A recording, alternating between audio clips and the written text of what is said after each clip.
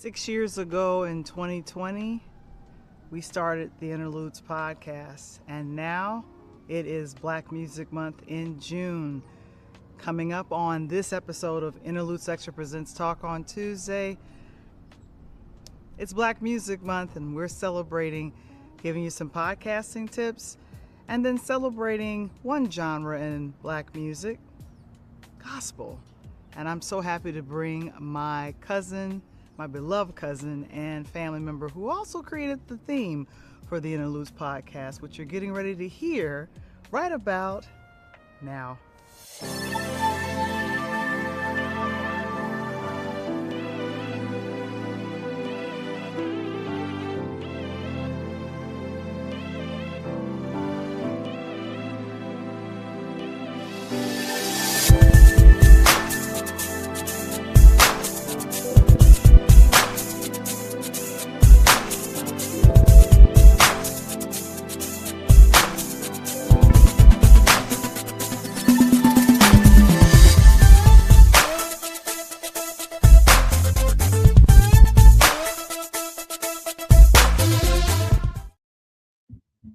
Hey everyone, it's another edition of Interludes Extra Presents Talk on Tuesdays. It's so good to see you guys here in the building. And of course, it's myself and Coach Tony. We're doing our thing. And I cannot believe in June, we are at the half mark. It is in the middle of the year of 2026. I don't know where the time has gone, but it has gone very, very quickly. And I'm thinking to myself, what's going on anyway? I gotta make sure that I check in with you guys. How was your Memorial Day weekend? We had a special edition of Interludes Extra Presents Talk on Tuesdays when we had Lydia Nicole on. Oh, there's the nice shiny Coach Tony. There we go. And of course, a DJ saved my life. That's right. I got a couple of copies left. I give you guys the ABCs of starting your own podcast. And it's time to do a new edition with AI dominating and doing more and more things. It's time to do a remix of this book. So I am currently working on it. But for right now, we trying to sell out what we got. Go to purelightthousemedia.com. You can go ahead and pick up a copy. You can get it signed by yours truly in celebration of our 6th anniversary, which the exact date is about 24 days from now. I'm very, very excited about that. And thank you so very much. Mr. Springer is here. Everyone in New York is excited, and I will get to why they're all excited over there. And of course, come over to patreon.com/interludes. What do we do there? We have the background scenes, the Purple Road Diaries, the things that we talk about regarding what? How do you do podcasting? And myself and Coach Tony, that's when he's uncut and raw. He likes to have his conversations, which is really cool. And then, of course, we have Key Spot. Oh, that's dated information. We're going to keep it moving with Key Spot. And then, of course, Coach Tony, you can go ahead and follow him on IG, the Pull Up Podcast Show. And then also, you can scan the QR code for that. And then I have 2 IGs. Don't ask me why I have 2 IGs. I have no clue. 2 IGs. That's what's happening. And with that is at Val the Voice Johnson. And then also Interludes_podcast. We're currently streaming to those areas right now. How you guys doing over there? And then what we got going on here? Oh, of course, Coach Tony. He'll be coming up in a little bit. But anyway, I wanted to have a personal conversation. I love June. June is Black Music Month. I get excited every single time we have Black Music Month. It's when there's Prince's birthday, there's other gospel things that happen, and of course we have Juneteenth. I know some people are trying to take away the holiday. I'm not hearing it. I don't know about anybody else. And then there's also the fun things that we do when we are trying to do podcasting. I have got to go ahead and let you guys know what I got. Some podcasting tips of the week. Oh my goodness. And I'm pressing the wrong buttons here. A lot of people ask me, Valerie, you sound so good with your podcasting. They tell me this all the time. And I shared this with Mr. Springer. And I said, you know what? I want to go ahead and make sure that I share, what are some of these tips that people want to know about podcasting? Well, it's sometimes it is the mic. If you sound good on your mic, you can do very, very well. I didn't get a chance to actually list all of the mics, but I'm just going to tell you real quick. And of course, I'll ask Mr. Springer. You know what, Mr. Springer? I did not send you the what's that called? I did not send you the outline. That's my bad on there. But I'm going to go ahead and talk about some of the podcast mics. Now, the one that I'm currently talking to you guys on is called a Shure M7 mic. It runs between, I want to say, $200 to like $300. I had to kind of graduate to this mic. I did not initially start off 6 years ago with this mic. Someone recommended this mic, and I said, you know what, this definitely works. This is also USB and XLR. Of course, some of you audio nerds know exactly those little words that came out of my mouth. I'm so sorry if it's if it's technological, but there we go. Then there's also the Rode Pod mic, and that's strictly through the USB. In other words, it goes directly from the mic to the computer. XLR means you can go into like a console or a board. Do you need a board to do a podcast? No, you don't. And then another good brand is Audio Technica ATR 2100. And this is USB that, in other words, it connects directly into your computer. If I'm talking over your heads, my apologies. This has been the demand that I talk about the mic that I've been talking on. Val, the voice, you sound so good. Well, how do I sound so good? I got a good mic. I had to graduate to this. Now, some people are like, Val, I don't have a board. I don't even know what that is. I thought you meant a chalkboard. And then I'm thinking, I don't have a stand. I don't have all those fancy things like you. I just got my cell phone right here. I just have my cell phone. Well, if you just have your cell phone, then there are great mobile mics that you can use. Shure, again, it's called an MV88 Plus. Excellent mobile sound. That's what I've been told. And then also the same one, Rode Video Mic Me-L.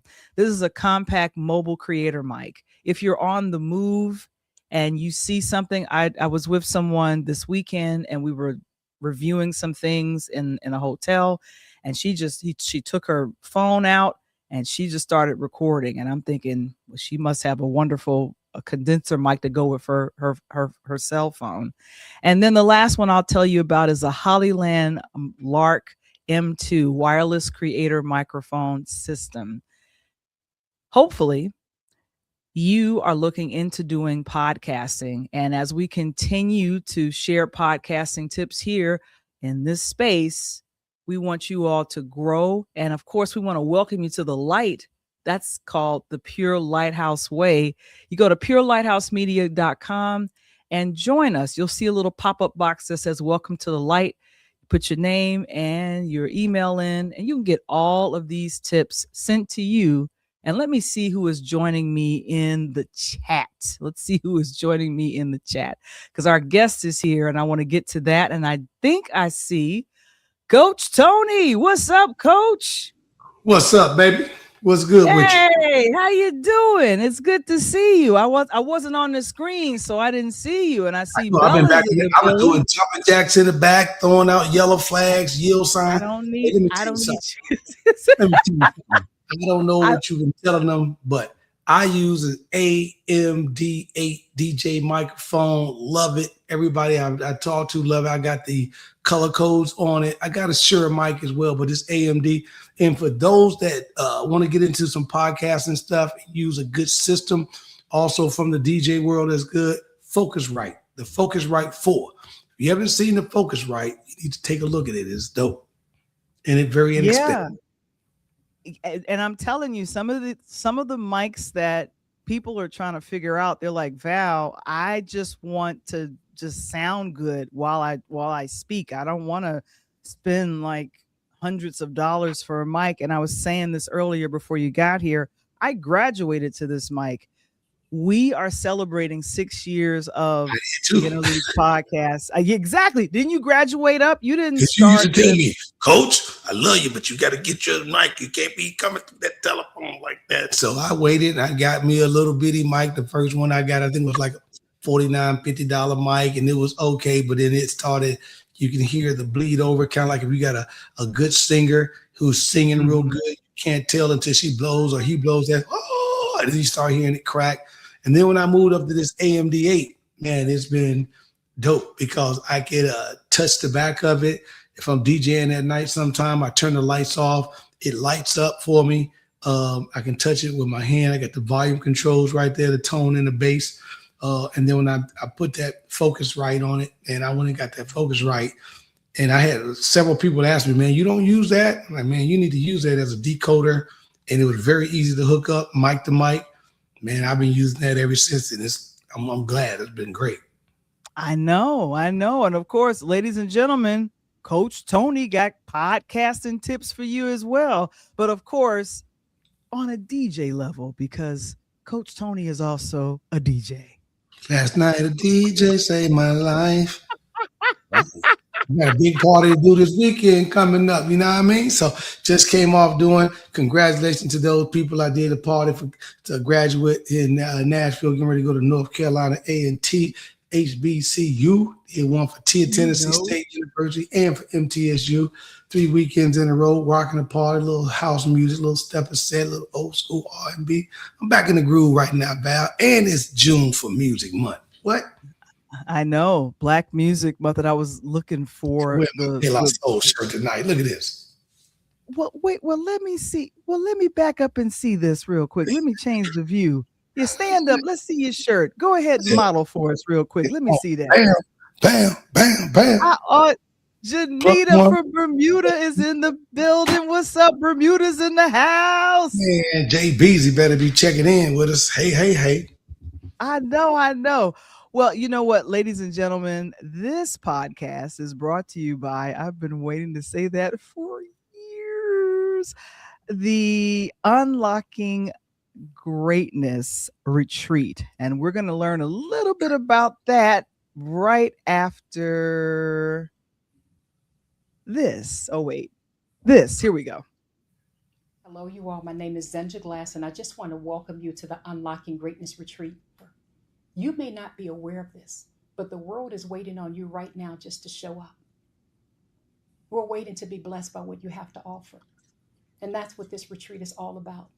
Getting you prepared to move forward. And not only to move forward, but to stay there and to stop moving backwards because of opposition or resistance or self-limiting beliefs and things of that such. We are going to focus heavily on spiritual growth and development, personal growth and development, meaning mindset. How do you stay on track? And believe it or not, we're going to spend quite a bit of time on entrepreneurship. I believe every last one of us have a spirit of leadership and entrepreneurship so that we can deploy our gifts to the world. You are going to have the option to attend this retreat online. And for those of you who are able to attend in person, you're going to have the option of getting a day pass so that you can attend our live workshop session throughout the day.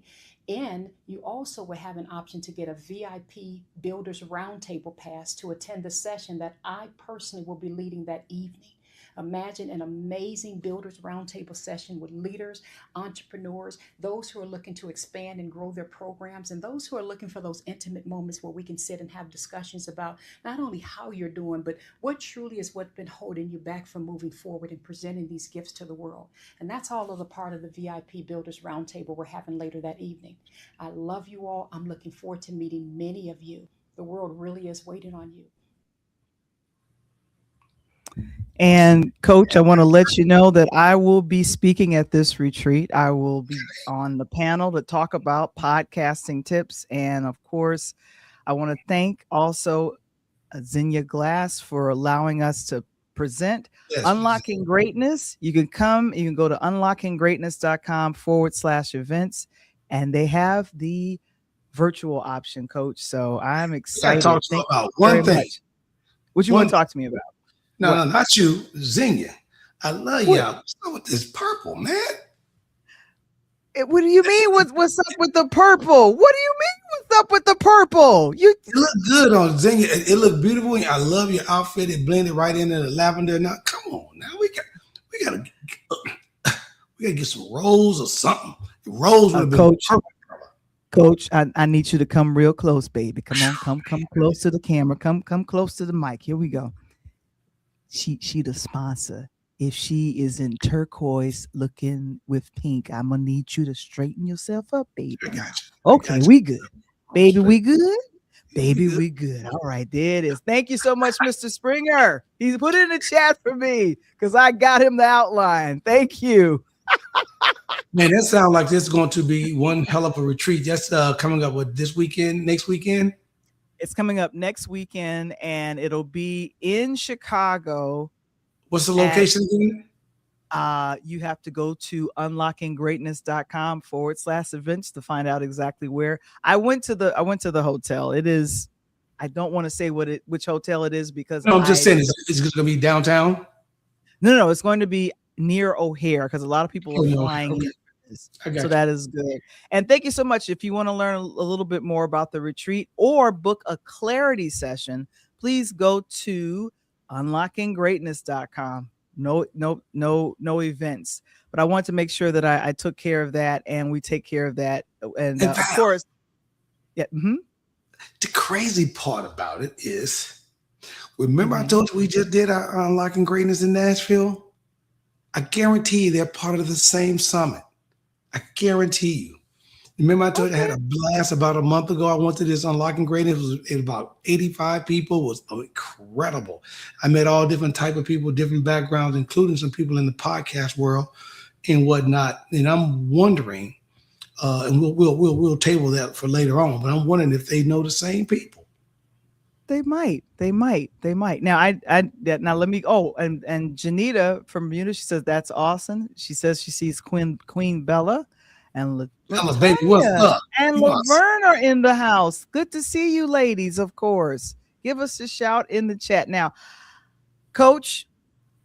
I was at home, like many of us in 2020. I was about to start this podcast, and I'm like, I want to get some music. I need some original music. And anytime I think about, and let me not get emotional, you know how you have, I want to call it matriarchs and patriarchs in your family.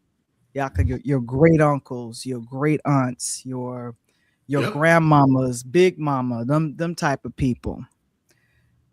It's like the spirits of a lot of these great people are all in my young cousin right now because he has been playing and tickling the ivory since he was a shorty. And when I say one of the most talented musicians in Chicago, hands down, I feel like if he had gone to school, he has his doctorate in music. Oh, wow. But the great thing about it is he has worked with so many talented people. If I don't want to get into it all. And this is kind of, I think it's his third time coming here. And the music that you hear when we intro and outro this podcast, that's him. Ladies and gentlemen, I want to make sure that I properly get the graphics here. It is Kendall Nesbitt. What's up? Good to see you, cousin. Cuz, what's up, cuz? Hey, Coach Tony. Man, are you related to this brother by the name of Eric Nesbitt and his sister named Doris Nesbitt? Maybe, could be. I don't know. Outside, local? Yeah, it's south side of the city in the Wild Hunnets. Possibly. Nesbitt is a unique they went name. They went to Lindblom. Yeah, for us of color. So who knows? I mean, it's a Scottish name originally, but there you go. Maybe the people south side, man. Yeah. Val, you messed me up with that intro. You had me going kind of back down memory lane when you talked about our matriarchs and patriarchs and ancestors, and some that have gone on before. Because you're right, they're in us. They're still working through us. So yeah, you kind of messed me up with that one. I didn't honestly, I didn't mean to mess you up with that. It's just no, it's good. The one thing that I think about when you go through your old pictures, or when you like reminisce and look at old videos, Tony, anytime we would sometimes have things at a church or something, there would be Kendall on the piano, on the organ playing, and his aunt and mom, whoo, they can blow. But I'm just saying that the family unit is unified, and it's something unifying about music. It's something unifying about gospel. That's the number one reason why I want to make sure that we talked about gospel inspiration in honor of Black Music Month, is how it unifies family. Kendall, when you first started thinking about,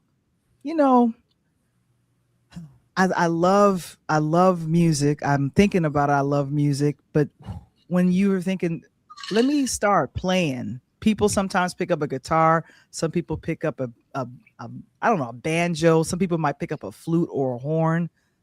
What was the attraction to keys? What was the attraction to piano first?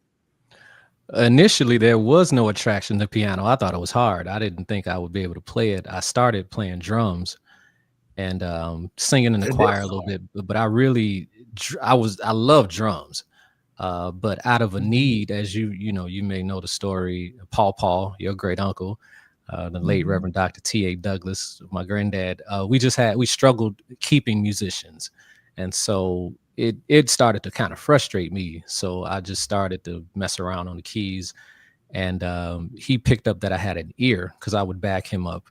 And so then he bought me a keyboard, and I always enjoyed it. And I would look, at other guys and people that would play, and I was like, wow, that's interesting. I just thought it was super hard to play organ. So it was birthed out of a need, and then I fell in love with it. And it became more of a necessity because, in the Black church, or in the church in general, the basis to any instrumentation is the piano, the organ, the keyboard. So there was really not as much of a need for a drummer. There was more of a need for somebody that could play. And so then it kind of took over from there. Yeah. And when I think about you mentioned that it was like a need for musicians. When you are training your ear to play some of the gospel standards, and Tony, if you've gone to church, there's certain songs that you always hear, not necessarily in a form of, let's say, a funeral or anything, but just like those old hymns. What were some of the artists that you were listening to that kind of shaped your ear early on? So you mentioned the old hymns, Chicago being the birthplace of modern gospel, from Thomas Dorsey to Mahalia Jackson.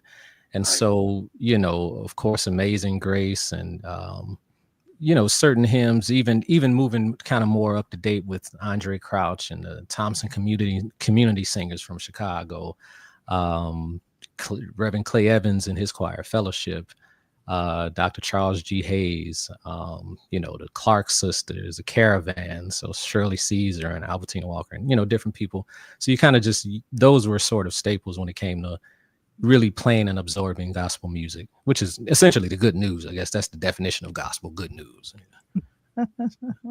Yeah. And I think that things that are uplifting. And I know when I first started thinking about gospel music, I was about 7 or 8, and it was Walter Hawkins' Love Alive, that album, Be Grateful, I'm Going Away. Like, these are some of the songs I remember. I learned a interpretive spiritual dance to be grateful or whatever. And now when I hear it, it makes me think of my mom. It makes me think of my great aunts. It makes me think of my grandma. It makes me think of all of these folks. And so I don't know. It's kind of I feel like inspirational gospel music can be very healing. Tony, you got any thoughts on this? Any questions for my cousin?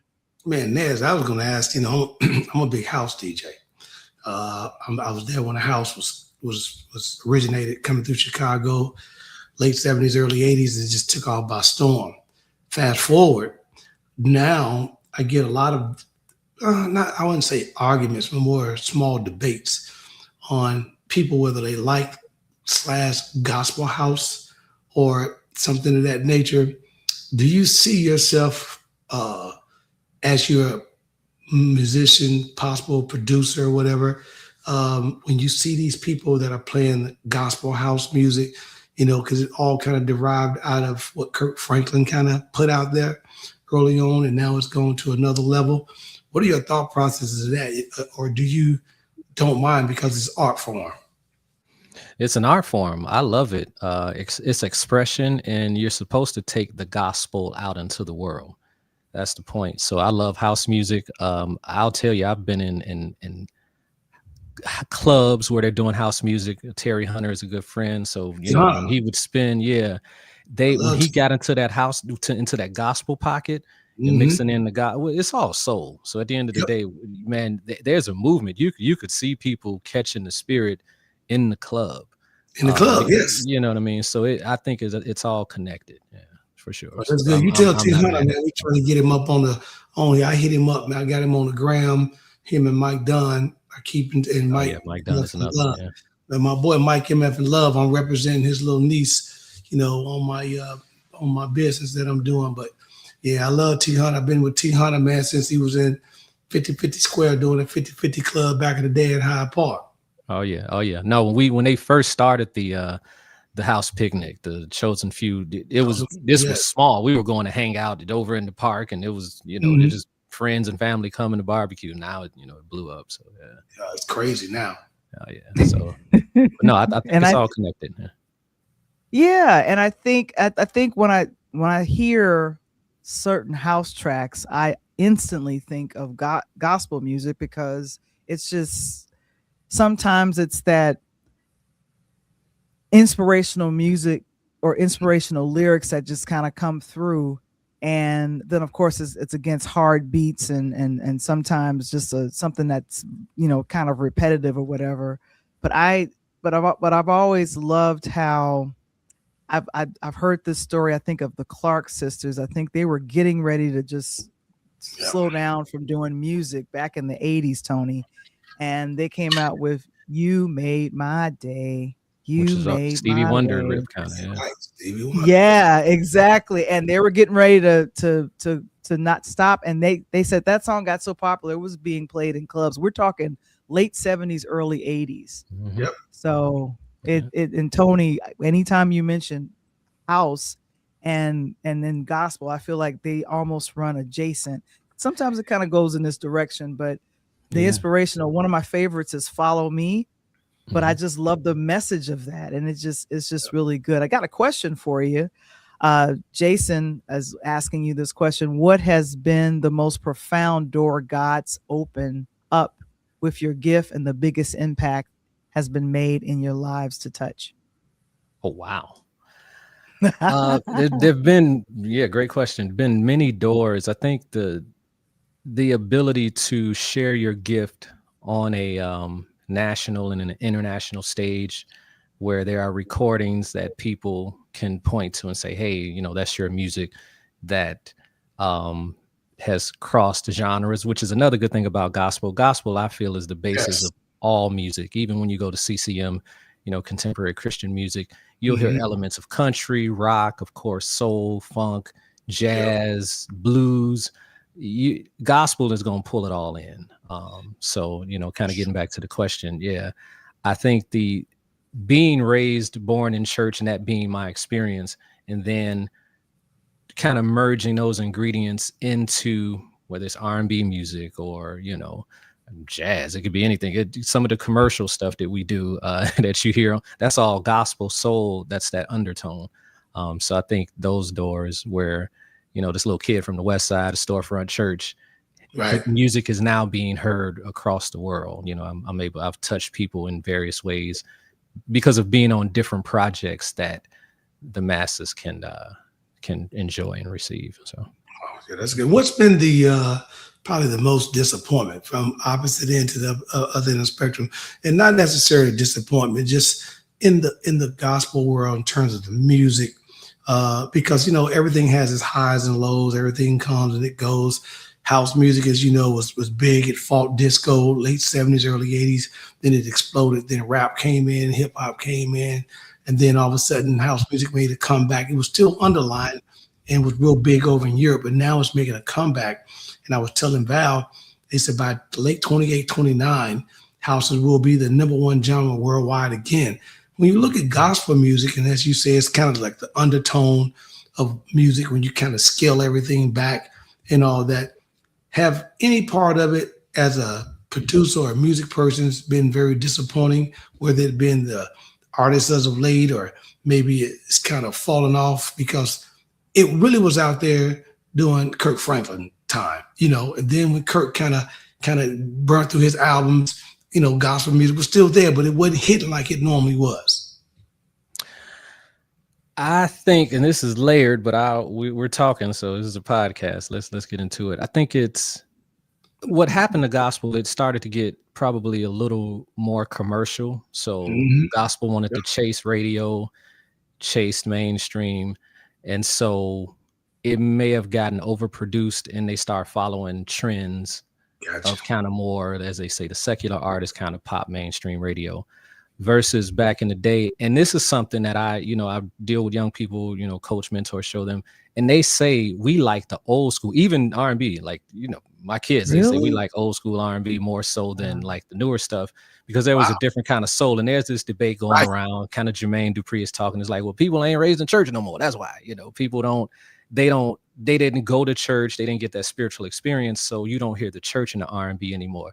So kind of going back to gospel, I think when we went into this whole praise team kind of dynamic, more solo artists, it took away from the unity that the choir brought. So when you had a big choir, you had big band, then you had to work together in harmony. And so, and I think there's a pivot. I really think there's going to be another change. Pivot.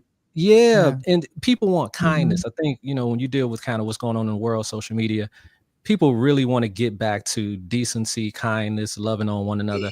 We've been, I think we've gone so extreme on one end, and that's kind of the cycle of life. I think it's going to come back where people, these young folks, they want what's real, and they know when you're not real. They know, they want something that really touches them and that can kind of get them through. And so I think gospel is kind of coming back into, what's going to really touch and pierce the soul in authentic worship. We were just blessed Sunday. We had a whole bunch of young people come to the altar. It's probably like 30 young folks coming to the altar, just really wanting to get, because they're going through some real stuff, and they don't want you to be on no commercial. I'm just trying to make a hit. They want you to produce and talk to them and kind of speak to where they are and give them that answer and that, so. Yeah. And they said that the young people right now are buying vinyl records out the roof. I mean, I told Val, there's a local vinyl shop here in Nashville. I go shopping. I spend some time there, sometime 2-3 hours in the shop. I roll in there and forget how long I'm up, and like, whoa, man, I've been here for 3 hours. And then I'll look around sometime, man, and see these young folks, and Val, you go crazy to see them coming in, and they going over looking at Chic and Sister Sledge and Teddy Pendergrass. Like, what y'all know about that? It feels different, it feels different to them, and they want it.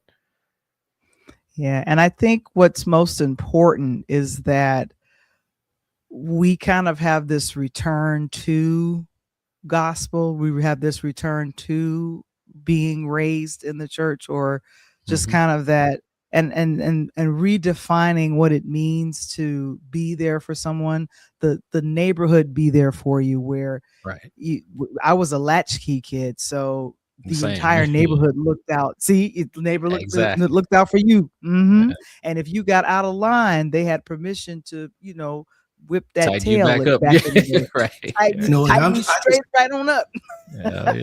And I think that's the thing. Community, and the community was there. Just Gloria, Jay, she just said that loving this conversation. She's a singer, and she started in her grandmother's church in Massachusetts. Boston, Mass. Nice. She looks like Angie Spivey. I was like, is that Angie related? Which is another gospel great in Chicago. It's like, wait a minute. I know. And then Jason says that the pendulum, it's swinging. It's going to swing back the other way. And that's my prayer, that we get back to kind of that, I don't know, that gospel where it just reaches down in your soul and it just makes you feel like God is real. Like if you ever thought God was not real, like the way a note is curled from Tasha Cobb, Leonard to CeCe Winans, just kind of that Yolanda Adams, just the way they would sing, and it connects us no matter what you believe in. It connects us all. That's the empowering and music. I think empowering. And Jason also says that's what's going to happen with AI, and that's my next. Now he just opened the door for the next one. It's going to get saturated that folks are going to crave only what's real. I literally saw online, Coach, Speaker T, that would be Anthony D. Shannon, who got us our awards. I saw that. He produced a AI song. I didn't get permission to show it, but I saw it and I was listening to it thinking, wow, that almost sounds like a choir. But then there's always a sound, Kendall, that makes you go, that sounds, you could kind of tell. I got to get you with me, Kendall. I told Val I'm producing a brand new house track called My Mans and Them. It's kind of a throwback to the 80s, where I've got, I'm talking about a lot of the greats from Frankie to Ron Hardy to Terry Hunter, you know, and about different parts of the city, Mendel, Sawyer's, the playground, the warehouse, and all that. And we've been trying to find a female artist to sing my hook, JB. Anyway. She's in Bermuda. I know that. See, that don't mean that we got emails. Things virtually. You can send the files. She get emails. Anyway, we did use AI because I'm sure you're familiar with Sono, and we tried to use it, but it sounded like Alvin and the Chipmunk. Yeah, Suno. But now I got a young lady that I'm working with right now. So the moment I get it finished, I'm gonna make sure I drop. I'm actually gonna drop it live on the podcast when I get it done. But I'm gonna make sure I get you a copy. I was talking to somebody. I heard the funniest thing, and I forgot who it was. I say, I'm going to use this one. He said, you know, you're safe. He said, I think if you sing and you play live instruments and he's like, because ain't nobody trying to go back to Showbiz Pizza. You know how used to go to Showbiz? Right. You got the gorilla playing and it's the track playing, but they up there. He's like, no, ain't nobody trying to go back to Showbiz. This AI stuff ain't gonna work. People they still want to, you know, they want real talent. And I just thought that was hilarious. And it's funny that you say that. I was going to tell you earlier when you were explaining about the music and the touch, and that's funny that you said that. Last week I was DJing a party. You've been very impressed by this young guy. He comes up, I think probably a freshman in high school, maybe a sophomore, but he was, man, Nez, he was so impressed. He saw vinyl. And I didn't even tell you that story either, Val, but he comes up while I'm DJing and he goes to touch. I go, hey, young man, you can't do that, baby, because I'm playing right now live, you know. But he was so impressed that he saw the vinyl. And then I put the record on the other side. I took it off and let him feel it. And man, and then he started talking about all this, you know, hey man, let me hear what your phaser look like. Let me hear what the flanger look like. I'm like, well, you know the terminology, you know everything, man. You DJ. He says, no, I'm a musician. I play by ear. So when Val said you play by ear and all that, you know, when did you start doing that? Was it in the church or was it like sitting down and listening to music back in the day? Well, sitting down listening to music, you know, in the house, but it started in church. And one of the good things about, and even kind of going back to the vinyl piece, that sound, the warmth of the sound and the needle, just how they mix that stuff. That's a whole, which is probably why they're getting back into it. They kind of got tired of this digital, everything just sounds perfect, but, you know, get back to the grit. But the cool thing about church, you don't know, sometimes Sunday to Sunday, you didn't know what was going to happen. So somebody can just get up and start singing a song. There are no charts. They just sing, you know what key they're going to sing it in. The preacher gets up and he gets into his cadence and going, as they say, hooping or closing. And you don't know what's going to happen. So in church, you're sort of forced to play by ear because in most cases, I mean, you had a hymnal, but the songs we didn't use it much. We may have sang a hymn or two, but 90 to 95% of the service, it was about, you had to play by ear. You needed to just tap in. You didn't know what was going to happen, what audibles, you just had to, you know, you had to be able to play by ear. That was kind of our training. You know? Wow. And JB has a question for you. She says, Kendall, where is God taking you now with your music? Oh, Ooh. Okay. Ooh. Well, I don't want to speak for the creator. I don't know what God is saying. Listen, I'm open to it wherever God takes me. I'll follow. JB, he taking it with Tony Tone to play and mess with this house trap. That's what he Um, did. Oh, I mean, Lord. I'm into a few things. We're looking at some movie stuff, with, some documentaries, still writing and producing, my own music, collaborating with other people. All right. So I'm just open and ready for the journey. There's a name that, well, I guess we could talk about it. We'll see where it goes. But a buddy of mine, Roy Hamilton, is working with Keith Sweat. He hit me up and say, hey, maybe we can get together and do some stuff with Keith. And been doing, gospel stuff. And I'm open to it all. As long as it's uplifting, good, positive music. I'm at a point in my career and in my life where I want to pick and choose what I'm a part of. And if it just has to represent something. I don't want to put my name or my likeness or my music on something that's not uplifting or that's not positive. I am at that stage in my life. So. The good thing about it, you'll be on Keith Sweat radio because he got his own radio. Yeah, but love music, Stevie Wonder, good music that celebrates love and life Yes. and inspiration and that kind of stuff. I'm with that. Yeah, and I think here, and this is Bella out of Baltimore, but she's in Atlanta now, and she asked you if have you ever been to the Stellas? You've been to the Stella Awards, yes, obviously. No, so every You time the haven't? Stellas happen, I'm out of town doing something else. Down in Or I'm Nashville, man, working. come on, I got you.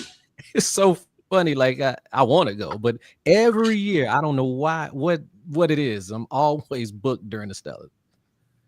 So yeah, no, I would love to go. and Janita, she says, while collaboration is still the currency, I read recently that authenticity is the new currency. So I agree that we are going back to the heart of worship, the heart of a thing. And Janita is a singer songwriter, and she has been writing a lot of inspirational music that inspires, she goes all over the world with it. Like she's over in Africa, she's here, she's from Bermuda. So I have a lot of love and respect for people that use their talent to glorify God. And then also, some people feel like if you're going to become a musician, if you're going to become an artist, you can't get fed. And I know that is not the case. That's not the case with you.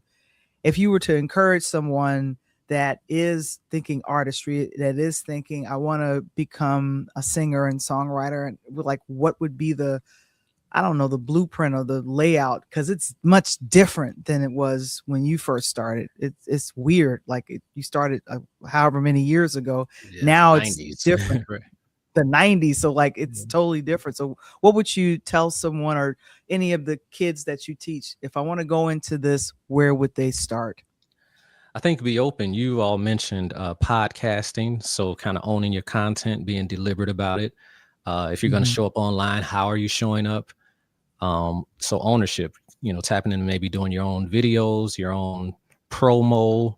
I think being open to doing, while I was based as a gospel musician starting out, then it, took me to different places, but I still do gospel too. There are gospel collabs with Charles Jenkins. We did Real Love. I've did some collabs with the Soul Children and the Tommies and various ones mentioned. So, you can do both and still not lose yourself. You know what I mean? Still walk in with your integrity. And some of the other R&B names, I got coined as the R&B guy because once I got into R&B, it just kind of took off, and I started, working with other people. And even my gospel musicians, they kind of tease me. They're like, yeah, you play gospel, but the way you play gospel is kind of, I don't know, it's like jazzy funk. Like you put a different thing on gospel. That's not all the way gospel. So that's kind of, so I would say just be open.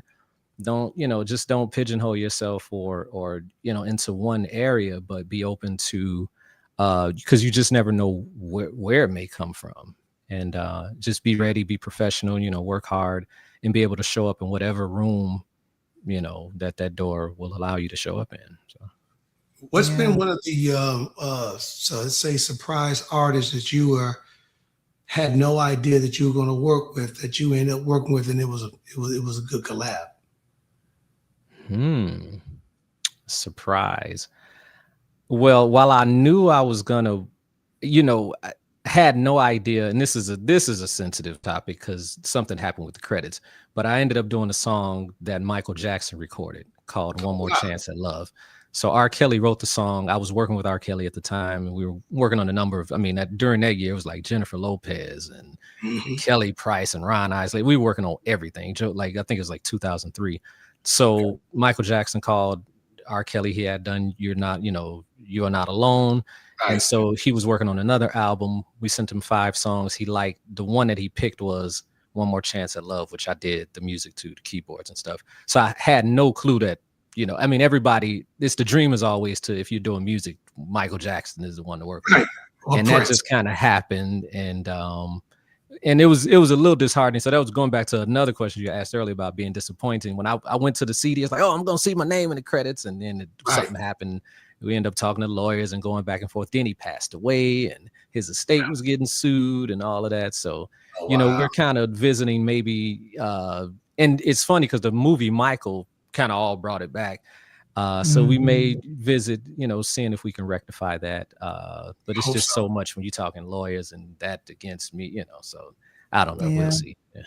And I remember seeing an interview recently with Sean Stockman, and I believe Sheila E. did not get credit for the percussion she did for Working Day and Night and Don't Stop Till You Get Enough.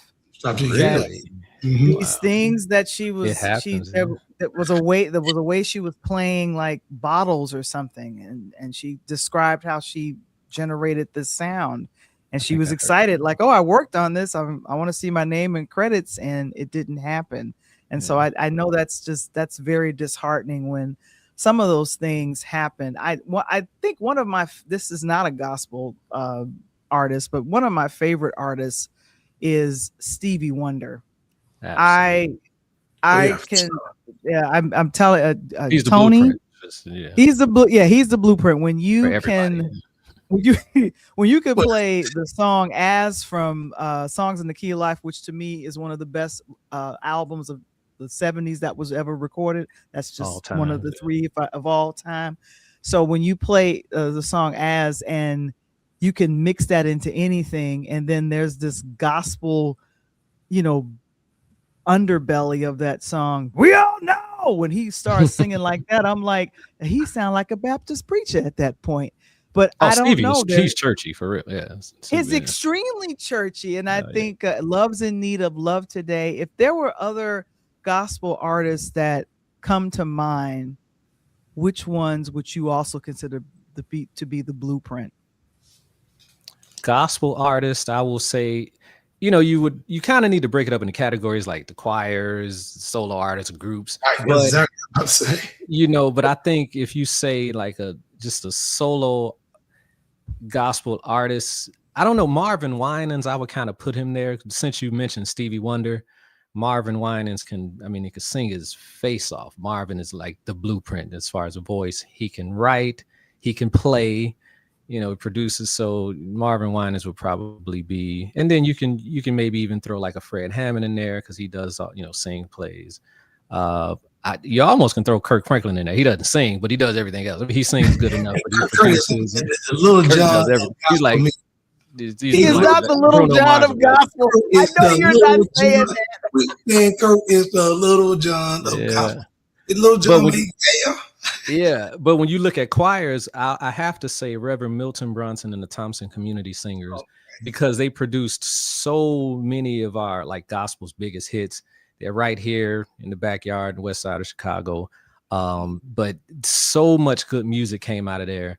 And, solo artists and different people like, Ricky Dillard came out, and Jesse Dixon, Kim McFarland, so that was like and same thing with Reverend Clay Evans and Fellowship. So, and then you have your groups, of course, the Winans Commission, you can throw the Clark Sisters in there. Even the new school, Mary, they can be another one that you can throw as far as groups, that have made an impact. Yeah. And Val, I'm so glad you mentioned that too, because I was going to tell you a minute ago, Naz, she popped a couple of pictures up. I love the outfit. You kind of go back to that 60s, 70s look, baby. The tight suits with the skinny ties, man. I love that, man. Oh, you're gonna be like Andre Crouch when he had his chest hairs out. Bless him. He was risque back then with the chest. Like, man, you showing your chest hairs. You preacher, man. Like, hey, well, you know, They had them women in the church like, yeah, we love us some Andre Crouch. Lord.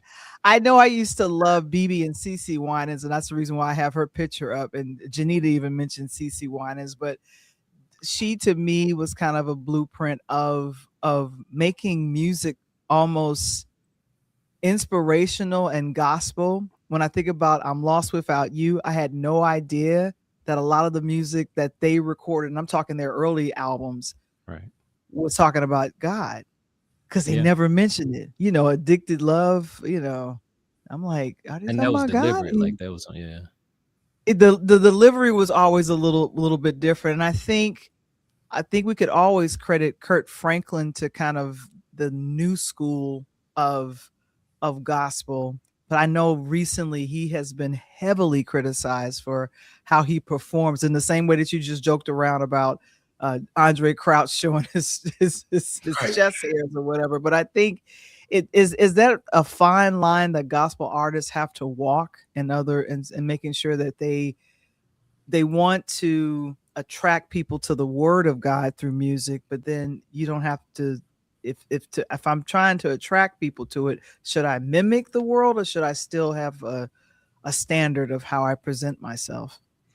I believe in the standard. You know, I believe in being professional. We have a term that we use, professional expectation. Even when we kind of onboard our talent, there's a way you need to dress. There's a way you need to carry yourself. And I understand. I mean, right now I'm in a bucket hat, and you know, you have a life and you can do, you know. But I think when you're on a platform, and particularly when you've been called to a different standard, if you are indeed a minister. I know at the time Kirk Franklin was a youth minister, and I'm not saying, let me be clear, because I believe in being you and being cool and representing the way you represent. But there is a fine line, and when you get into that commercial success, they start pulling certain things out of you and pushing certain envelopes so you can trend and be relevant and all of that. But and sometimes I've been called a little more conservative, like, you know, you're an old soul, whatever. But I do think there is a certain standard.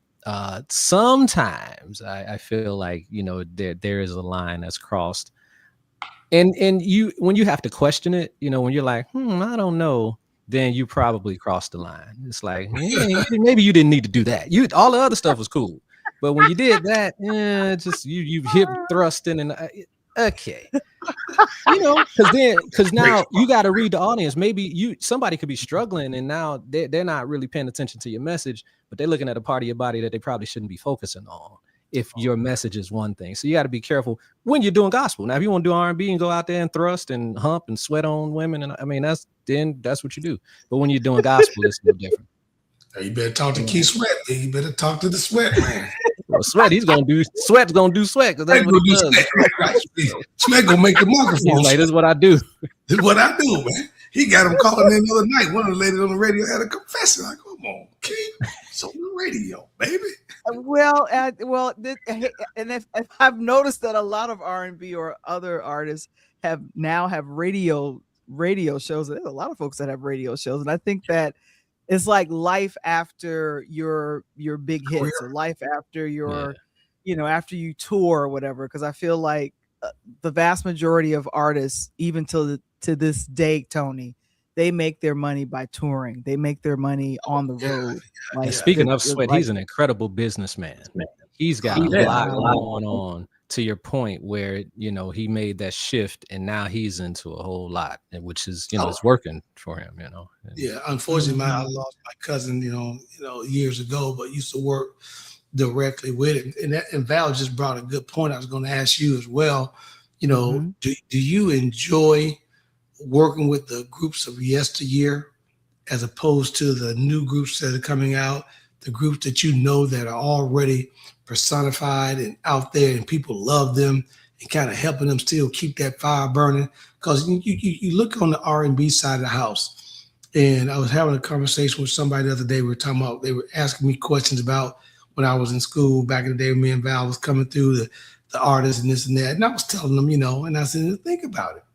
I said, besides all this sampling that these new artists are doing, it's records that was out when I was coming through the yard. So to see these old artists now, Too Shorts and the Snoops and Dr. Dre's and Scarface and UGKs and all these old hip hop rappers, and then the R&B groups, the New Edition and Johnny Gill and Boyz II Men, keeping that old soul back, where it's at. It's bringing people back not only to the record stores I mentioned earlier, but Nez, I think it's bringing people back to listening to live bands or wanting to listen to live bands. And I think this is what the young kids are finally falling in love with.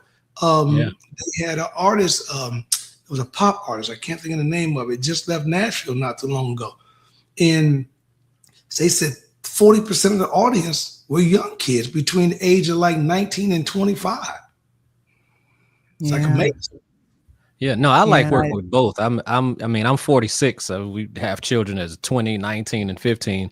But I'm the old. I've become the old G kind of old. But I love working with the young people. You learn, they have a different perspective. So I enjoy working with the new artists, just like I enjoy working with the old school artists, because you get a different perspective. And if we're open to listen, I don't want to ever become that. I mean, stay young at heart. So I don't ever want to become the guy that gets old and it's just like, oh, y'all don't know nothing. It's all about the old. I want to lend an ear. I want to be able to hear both sides and kind of see what's going on and see if we can bridge the gap and work together, because I think that's what it's all about. Oh yeah. I mean, I 100%. I have Val laughing sometimes because I'll DJ party. They be like, "Oh, got all the new cuts, man. What do you know about Glorilla? What do you know? Wait, hold on, man." They were like, "Man, I rock a party," and they were like, "Man, I didn't know you knew about that." You don't want to be out of touch. Yeah, you want to. Yeah, you gotta stay with the hits, man. You gotta stay in the mix. Oh my gosh. Well, you know what? As we wrap up our conversation, I definitely wanted to make sure that I wanted to thank you, because as I had mentioned a little bit earlier, we are celebrating our 6th year at the end of the month. It'll be June 26th. We'll be celebrating 6 years doing this podcast. And that song, anytime I would get a little weary in editing and producing this show, I would listen to it and I'm thinking to myself, my cousin, you gave me 3 songs, but this was the one that I found I attached to it, and in my mind I still don't visually have the video matching what I see in my head. And I'm thinking, I might have to get AI to really match the goofy that I hear or what I see in the music. But I'm all the way live and all the way appreciative of, and thank you so much for that. Oh, Drika's on. It's for Drika. Another happy cousin. Anniversary. Another cousin is on. Okay. What's up, girl? Yeah. And so, like I said, I'm very grateful and humble because you decided and you said, of course I'll help you out with that. And of course I'll give you a song. And I'm like, okay, we'll make sure that happens. So one thing that I want you to talk about just briefly as we're getting ready to get out of here, I mentioned Stevie Wonder for another reason. Father's Day is coming up in June. A lot of wonderful things are happening. And Tony, Kendall co-owns a event space called Sage, and stylish area, great environment. Thank you. Stylish area, great environment. It is North Aurora or just Aurora? North Aurora, but it's like North.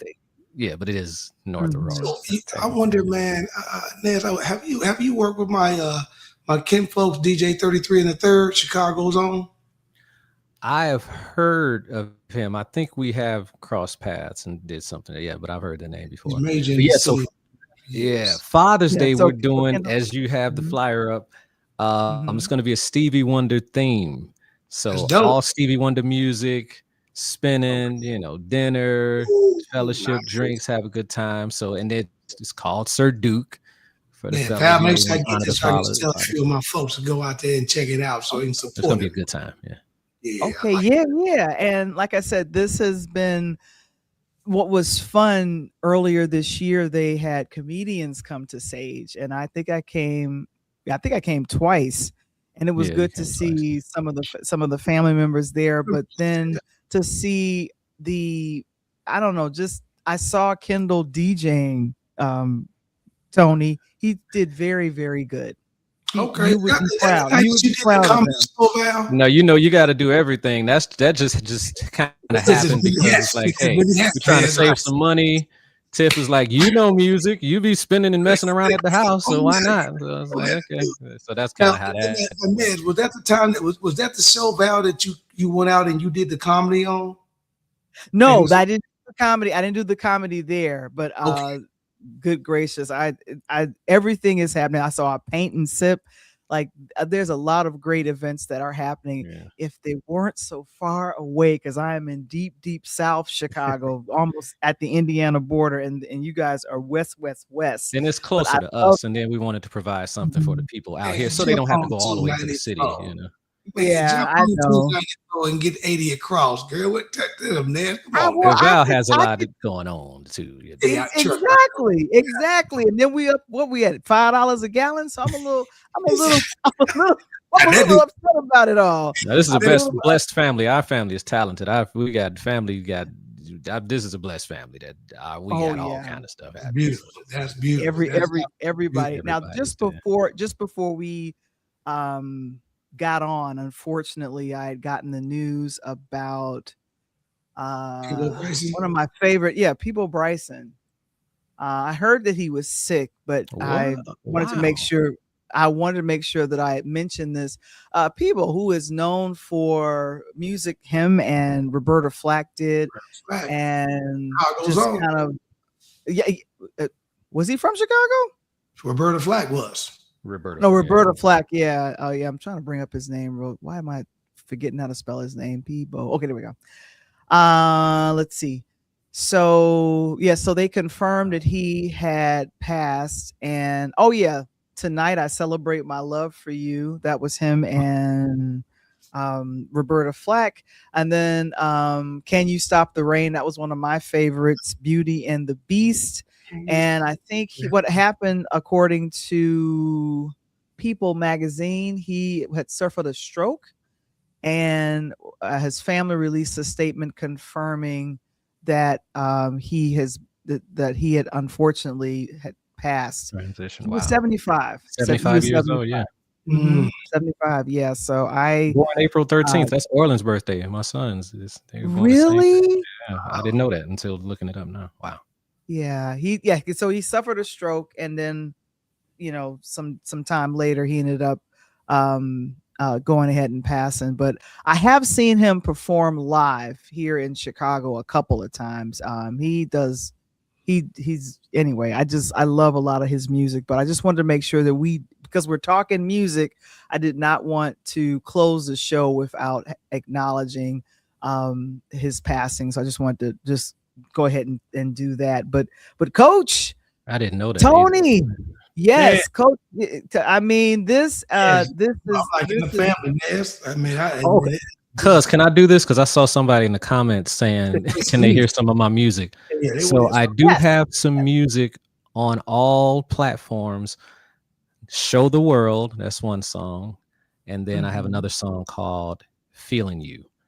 So all platforms, Kendall Nesbitt, Show the World. That's one song. And then I have another song, I'm Feeling You. And then I'll be working on some more music and putting that out. So, hey, man. And like I said, get my mans in them to get them a throw it at you, let you turn it to the gospel house version, because it's going to be a banger, baby. We're trying to make it for the summer, trying to. Oh my gosh. And your wife is checking in, which is always beautiful. I see you, baby. Okay. She's that great. 93 that's a different. I didn't even know she had an ad. Right, see, you don't even know. Hold on. Hey, appreciate that now, Tip. Thank you, girl, for doing that. All right, my gosh. Oh my goodness. That is absolutely hilarious. Oh my gosh. Mac and cheese. Jason is tripping. She's cracking me up.